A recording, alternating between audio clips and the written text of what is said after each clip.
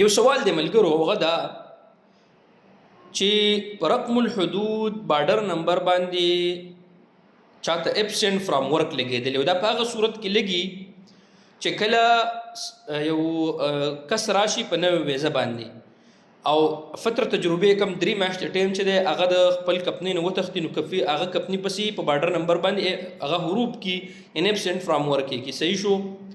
نن سبا کمپنۍ نه کوي، نن سبا خو ایجنټانو دا چل راغستی دی، پیسې وخوري 20,000 ریال 10,000 ریال د مسافرو نه بیا ښه.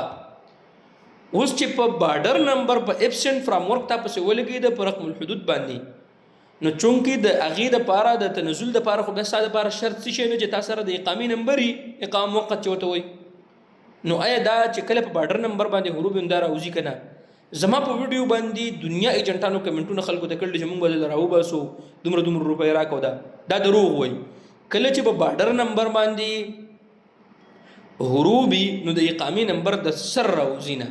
اوس به تاسو وایئ چې یاره عمر باید د بارډر د نمبر د حروفو څه حل شته؟ د هغې دپاره لا فی الحال څه حل نشته دی. ایجنټان د نه چېرته پیسې وانخلي او ځان غرق نه کوي، پیسې چاله ور نه کوي. انشاءالله تعالی د دې دپاره به نظام خامخا راځي د بارډر نمبر د حروفو دپاره، څنګه چې د نورو دپاره راغی. او انشاءالله انتظار کوئ، لږ غونته کې صبر وکئ دوستانو، انشاءالله دې دپاره به نظام راځي. نو د بارډر نمبر باندې چې کله رقم الحدود باندې حروف وي نو هغه نه ختمیږي، ګوره ختمیږي هم نه او د اقامې نمبر هم نه راوځي. ښه